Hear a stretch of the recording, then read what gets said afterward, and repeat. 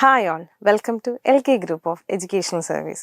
Periodic table and chemical bonding, periodic table and classification of elementum, അതുപോലെ തന്നെ chemical bonding എന്ന് പറയുന്ന സെക്ഷനിൽ നമ്മൾ ഓൾറെഡി ഒരുപാട് കാര്യങ്ങൾ ഡിസ്കസ് ചെയ്തതാണ്. അതിൽ പാർട്ട് 1ഉം പാർട്ട് 2ഉം കഴിഞ്ഞു. ഇനി നമുക്ക് ഡിസ്കസ് ചെയ്യാനുള്ളത് പാർട്ട് 3 സെക്ഷനാണ്. സോ ഇതിൽ നമുക്ക് പി ബ്ലോക്കിനെ കുറിച്ചും ഡി ബ്ലോക്കിനെ കുറിച്ചും ഡീറ്റെയിൽഡ് ആയിട്ട് പഠിക്കാനാണുള്ളത്. സോ എന്തൊക്കെയാണ് അതിൽ ഡിസ്കസ് ചെയ്യാനുള്ളതെന്ന് നമുക്കൊന്ന് നോക്കാം. So first one P block element. P block എലമെൻറ്റിൻ്റെ പ്രോപ്പർട്ടീസ് ആണ് നമ്മൾ നോക്കുന്നത്. അതിന് ജനറൽ ഇലക്ട്രോണിക് കോൺഫിഗറേഷൻ വരുന്നത് NS2 NP1 2 NS2 NP6 ആണ്. കാരണം നമുക്കറിയാം, നമ്മൾ ഓൾറെഡി പാർട്ട് 2ൽ പഠിച്ചതായിരുന്നു.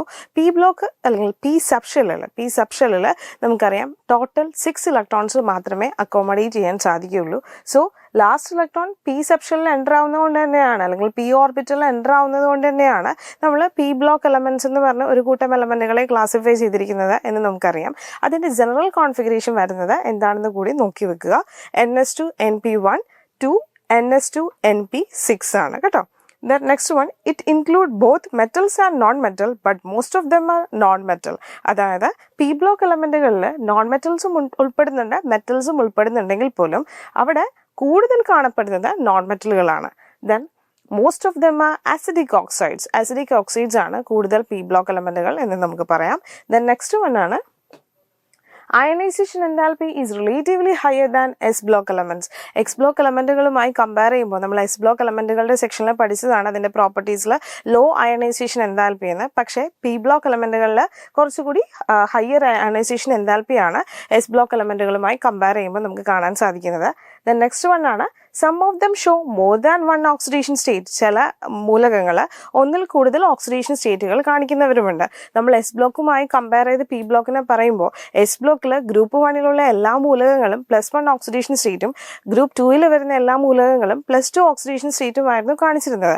അതൊരു വാരിയബിൾ ഓക്സിഡേഷൻ സ്റ്റേറ്റ് കാണിക്കുന്ന ആളുകളായിരുന്നില്ല, അവർക്കൊരു ഫിക്സ്ഡ് ഓക്സിഡേഷൻ സ്റ്റേറ്റ് ഉണ്ടായിരുന്നു. പക്ഷേ പി ബ്ലോക്കിൽ ഓരോരുത്തരും ഒന്നിൽ കൂടുതൽ ഓക്സിഡേഷൻ സ്റ്റേറ്റ് കാണിക്കാനുള്ള ഒരു പ്രോബബിലിറ്റി ഉണ്ട് എന്നാണ് പറയുന്നത്. Then next one, non metallic character increases across A period and decreases down A group. ഒരു പീരീഡ് എന്ന് പറഞ്ഞാൽ നമുക്കറിയാം ഹൊറിസോണ്ടൽ റോസിനെയാണ് നമ്മൾ പീരീഡ് എന്ന് പറയുന്നത്, വെർട്ടിക്കൽ കോളത്തിനെയാണ് നമ്മൾ ഗ്രൂപ്പ് എന്ന് പറയുന്നത്. സോ പീരീഡിൽ നോൺ മെറ്റാലിക് ക്യാരക്ടർ ഇൻക്രീസ് ചെയ്യും, അതുപോലെ തന്നെ ഗ്രൂപ്പിലാണെങ്കിലോ നോൺ മെറ്റാലിക് ക്യാരക്ടർ ഡിക്രീസ് ചെയ്യുന്നതായും നമുക്ക് കാണാൻ സാധിക്കും. ദെൻ നെക്സ്റ്റ് വൺ ആണ് 6 group of P block elements. P block എലമെൻറ്റിൽ ആകെ മൊത്തം വരുന്നത് 6 ഗ്രൂപ്പാണ്. നമ്മൾ എസ് ബ്ലോക്കിലാണെങ്കിൽ നമ്മൾ 2 ഗ്രൂപ്പുകളെ കുറിച്ച് പറഞ്ഞിരുന്നു, ഗ്രൂപ്പ് 1 ആൻഡ് ഗ്രൂപ്പ് 2. ഒന്നാമത്തേത് ആൽക്കലി മെറ്റൽ ആയിരുന്നു, രണ്ടാമത്തേത് ആൽക്കലൈൻ എർത്ത് മെറ്റലുകളായിരുന്നു. സോ പി ബ്ലോക്ക് എലമെൻറ്റുകളെ കുറിച്ച് പറയുകയാണെങ്കിൽ അവിടെ 6 ഗ്രൂപ്പ് വരുന്നുണ്ട്.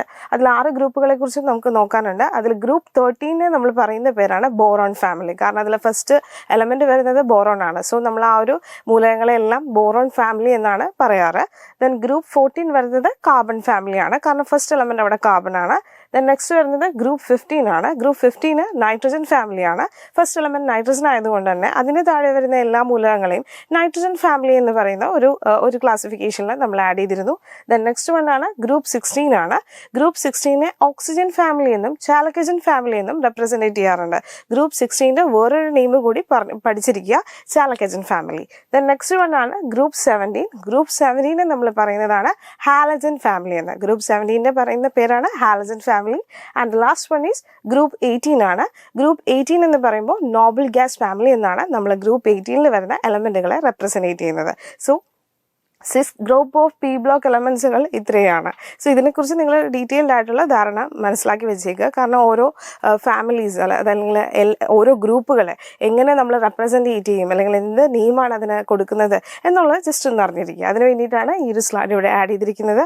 ദെൻ നെക്സ്റ്റ് വൺ ആണ് ഡി ബ്ലോക്ക് എലമെൻറ്റ്സ് ആണ്. സോ പി ബ്ലോക്ക് എലമെൻറ്റുകളിൽ നമ്മൾ മെയിനായിട്ട് അതിൻ്റെ പ്രോപ്പർട്ടീസ് നോക്കി, ജനറൽ കോൺഫിഗറേഷൻ നോക്കി, ഓരോ ഗ്രൂപ്പുകളുടെയും പേരെന്താണെന്ന് നോക്കി. ഗ്രൂപ്പ് 13 മുതൽ ഗ്രൂപ്പ് 18 വരെ വരുന്ന സെക്ഷനാണ് പി ബ്ലോക്ക് എന്ന് നമ്മൾ പറയുന്നത് പറഞ്ഞു. ലാസ്റ്റ് ഇലക്ട്രോൺ പി സബ്ഷനിലാണ് എൻ്റർ ആവുന്നതെങ്കിൽ അതിനെ നമ്മൾ വിളിക്കുന്ന പേരാണ് പി ബ്ലോക്ക് എലമെൻറ്റ്സ് എന്ന് നമുക്ക് വിളിക്കാം. ഓക്കെ, ദെൻ നെക്സ്റ്റ് വൺ ആണ് D block elements. So D block എലമെൻറ്റുകളുടെ പ്രത്യേകതകളും അതിൻ്റെ പ്രോപ്പർട്ടീസുകളാണ് നമുക്ക് ഇനി ഡിസ്കസ് ചെയ്യാനുള്ളത്. സോ അതിൽ വരുന്ന ഫസ്റ്റ് സെക്ഷൻ ജനറൽ ഇലക്ട്രോണിക് കോൺഫിഗറേഷനിൽ തന്നെയാണ് നമ്മൾ ഡി ബ്ലോക്ക് എലമെൻറ്റുകളും സ്റ്റാർട്ട് ചെയ്യുന്നത്. അതിൻ്റെ ജനറൽ ഇലക്ട്രോണിക് കോൺഫിഗറേഷൻ വരുന്നത് N-1 D 1 to 10 NS1 to 2, N-1 D1 to 10 NS1 to 2 എന്നുള്ളതാണ് ജനറൽ ഇലക്ട്രോണിക് കോൺഫിഗറേഷൻ വരുന്നത്. Then next one, last electron enter into the D orbital. Last electron ഏത് ഓർബിറ്റലിലേക്കാണ് enter ആവുന്നത്? D ഓർബിറ്റലിലേക്കാണ് last electron enter ചെയ്യുന്നത്. Then group number എന്ന് പറയുന്നത് 3 to 12 ആണ്. അതായത് 3 മുതൽ 12 വരെ വരുന്ന ഗ്രൂപ്പുകളെയാണ് നമ്മൾ ഡി ബ്ലോക്ക് എലമെന്റ് എന്ന് റെപ്രസെൻറ്റേറ്റ് ചെയ്യുന്നത്. സോ ഇത്രയും കാര്യങ്ങൾ മെയിനായിട്ട് ഫസ്റ്റ് ആ ഒരു പ്രോപ്പർട്ടീസിൽ നമുക്ക് ഡിസ്കസ് ചെയ്യാനുണ്ട്. First one general electronic configuration, അത് ഓർത്ത് വെക്കുക. N-1 D1 to 10 NS1 to 2 and then last electron ഏത് സെപ്ഷനിലേക്ക്, ഡി സെപ്ഷനിലേക്ക് എൻ്റർ ആവുന്നതുകൊണ്ടാണ് നമ്മൾ അതിനെ ഡി ബ്ലോക്ക് എന്ന് പറയുന്നത്. അതിനുശേഷം അതിൻ്റെ ഗ്രൂപ്പ് നമ്പർ 3 to 12 വരെയുള്ള ഗ്രൂപ്പ് നമ്പറിൽ വരുന്ന എലമെൻറ്റുകളെല്ലാം നമുക്ക് ഡി ബ്ലോക്കായി കൺസിഡർ ചെയ്യാം. ഓക്കെ, ദെൻ നെക്സ്റ്റ് വണ്ണാണ് their properties are midway between S and P block element. അതായത് എസ് ബ്ലോക്ക് എലമെൻറ്റുകളുടെയും പി ബ്ലോക്ക് എലമെൻറ്റുകളുടെയും പ്രോപ്പർട്ടീസിൻ്റെ ഒരു മിഡ്വേ ആയിട്ട് നമുക്ക് എന്ത് കൺസിഡർ ചെയ്യാം? ഡി ബ്ലോക്ക് എലമെൻറ്റുകളെ കൺസിഡർ ചെയ്യാം. അതുകൊണ്ട് തന്നെ നമ്മൾ ഡി ബ്ലോക്ക് എലമെൻറ്റുകൾക്ക് വേറൊരു പേര് കൂടിയുണ്ട്, ട്രാൻസിഷൻ എലമെൻറ്റ്സ് എന്നാണ്.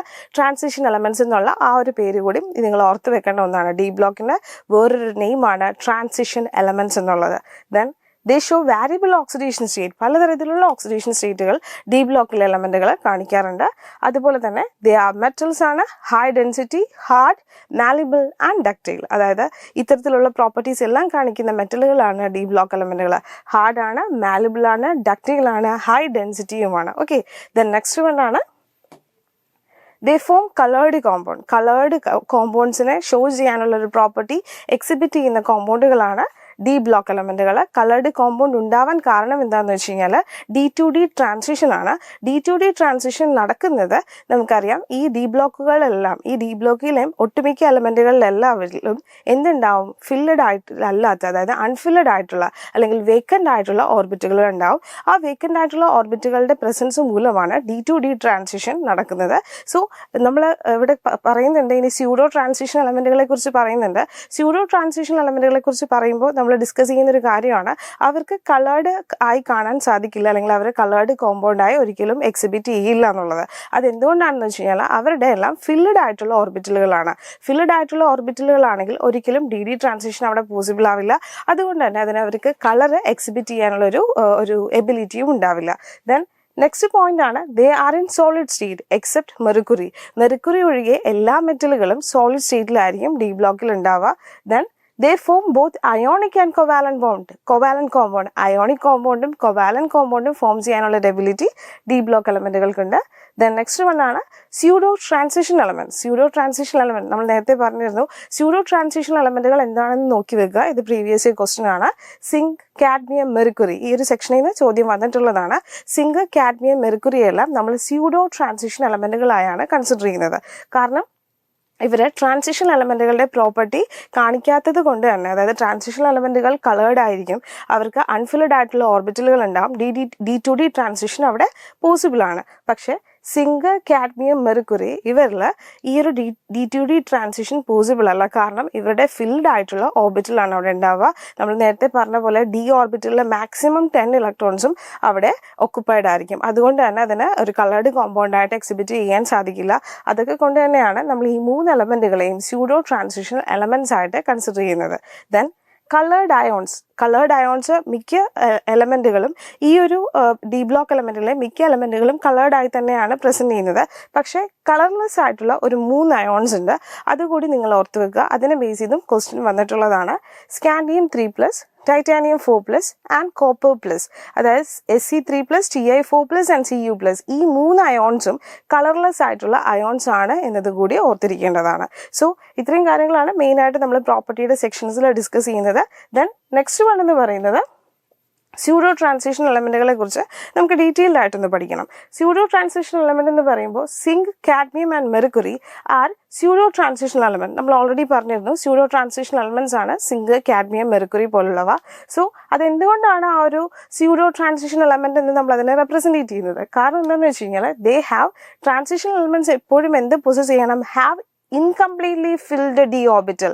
ഇൻകംപ്ലീറ്റ്ലി ഫിൽഡ് ആയിട്ടുള്ള ഡി ഓർബിറ്റൽസ് ഉണ്ടെങ്കിൽ മാത്രമേ അതിന് നമുക്ക് ട്രാൻസിഷൻ എലമെന്റ് ആയിട്ട് കൺസിഡർ ചെയ്യാൻ സാധിക്കുള്ളൂ. പക്ഷേ ഇവിടെ, അതായത് ഗ്രൗണ്ട് സ്റ്റേറ്റിലായാലും ഏത് ഓക്സിഡേഷൻ സ്റ്റേറ്റിലായാലും ട്രാൻസിഷൻ എലമെന്റ്സ് എന്ത് പൊസസ് ചെയ്തിരിക്കണം? അൺഫിൽഡ് ആയിട്ടുള്ള ഓർബിറ്റൽസ് പൊസസ് ചെയ്തിരിക്കണം, അല്ലെങ്കിൽ ഇൻകംപ്ലീറ്റ്ലി ഫിൽഡ് ആയിട്ടുള്ള ഓർബിറ്റൽസ് പൊസസ് ചെയ്തിരിക്കണം. പക്ഷേ zinc, cadmium and mercury have full D10 configuration in their ground state as well as in their common oxidation state. അതായത് zinc, cadmium, mercury, zinc, cadmium, mercury പോലുള്ള എലമെന്റുകൾ അത് ground സ്റ്റേറ്റിലായാലും അതുപോലെ തന്നെ common oxidation സ്റ്റേറ്റിലായാലും അതിൻ്റെ D ഓർബിറ്റലിൽ full 10 electrons ഉണ്ടാകും എന്നുള്ള കാര്യം ഓർത്തിരിക്കേണ്ട ഒന്നാണ്. സോ ഇതാണ് ആക്ച്വലി സ്യൂഡോ ട്രാൻസിഷൻ എലമെന്റുകൾ കൊണ്ട് മീൻ ചെയ്യുന്നത്. സോ ട്രാൻസിഷൻ എലമെന്റ് ആണെങ്കിൽ അതിൽ ഇൻകംപ്ലീറ്റ്ലി ഫിൽഡ് ആയിട്ടുള്ള ഓർബിറ്റൽ ആയിരിക്കണം. പക്ഷേ ഇവിടെ നമുക്ക് സ്യൂഡോ ട്രാൻസിഷൻ എലമെന്റ് ആയിട്ടുള്ള സിങ്ക്, കാഡ്മിയം, മെർക്കുറിയിൽ കംപ്ലീറ്റ്ലി ഫിൽഡ് ആയിട്ടുള്ള ഓർബിറ്റൽ ആയതുകൊണ്ടാണ് നമ്മളതിനെ സ്യൂഡോ ട്രാൻസിഷൻ എലമെന്റുകളായി കൺസിഡർ ചെയ്യുന്നത്. ഓക്കെ, ദെൻ നെക്സ്റ്റ് വൺ ആണ് നോട്ട്സ് ആണ് നമ്മൾ പറയുന്നത്. അതായത് പി ബ്ലോക്ക് എലമെന്റുകളുടെയും ഡി ബ്ലോക്ക് എലമെന്റുകളുടെയും കാര്യത്തെക്കുറിച്ച് നമ്മൾ ഡിസ്കസ് ചെയ്തതാണ്. സോ നമുക്ക് അറിയാം എസ് ബ്ലോക്ക് എലമെന്റിൽ ഗ്രൂപ്പ് നമ്പർ എന്ന് പറയുന്നത് അതിൻ്റെ ലാസ്റ്റ് ഇലക്ട്രോൺ എത്രയാണോ അല്ലെങ്കിൽ എത്ര നമ്പർ ഓഫ് ഇലക്ട്രോൺ ആണോ ലാസ്റ്റ് സബ്ഷെല്ലിലേക്ക് ആഡ് ചെയ്തിരിക്കുന്നത് അതായിരിക്കും അതിൻ്റെ ഗ്രൂപ്പ് നമ്പർ എന്ന് നമ്മൾ പഠിച്ചിട്ടുള്ളതാണ്. പീരീഡ് എന്ന് പറയുന്നത് നമ്പർ ഓഫ് ഷെൽ ആണെന്ന് നമ്മൾ പഠിച്ചിട്ടുണ്ട്. പക്ഷേ പി ബ്ലോക്കും ഡി ബ്ലോക്കും വരുമ്പോൾ ഗ്രൂപ്പ് നമ്പർ ഡിറ്റർമൈൻ ചെയ്യുന്നതിൻ്റെ ആ ഒരു പാറ്റേൺ കുറച്ച് വ്യത്യാസം വരും. അതെങ്ങനെയാണെന്ന് നമുക്കൊന്ന് നോക്കാം. Group number is equal to 10 plus number of valence electron in the valence shell. അതായത് വാലൻസ് ഷെല്ലിൽ എത്ര ഇലക്ട്രോൺസ് ഉണ്ടോ അതിനോട് നമ്മൾ 10 കൂടി ആഡ് ചെയ്താൽ മാത്രമേ നമുക്ക് പി ബ്ലോക്കിൻ്റെ ഏത് ഗ്രൂപ്പാണ് എന്ന് ഡിറ്റർമൈൻ ചെയ്യാൻ സാധിക്കുള്ളൂ. അതുപോലെ തന്നെ ഡി ബ്ലോക്ക് എലമെന്റ് ആണെങ്കിൽ the group number is equal to the number of electron in the n-1 subshell plus number of electron in the valence shell. Valence ഷെല്ലിൽ എത്ര ഇലക്ട്രോൺസ് ഉണ്ടോ അതും അതുപോലെ തന്നെ n-1 സബ്ഷെല്ലിൽ എത്ര ഇലക്ട്രോൺസ് ഉണ്ടോ അത് തമ്മിൽ ആഡ് ചെയ്യുന്നതായിരിക്കും ഡി ബ്ലോക്ക് എലമെന്റുകളുടെ ഗ്രൂപ്പ് നമ്പർ എന്ന് പറയുന്നത്.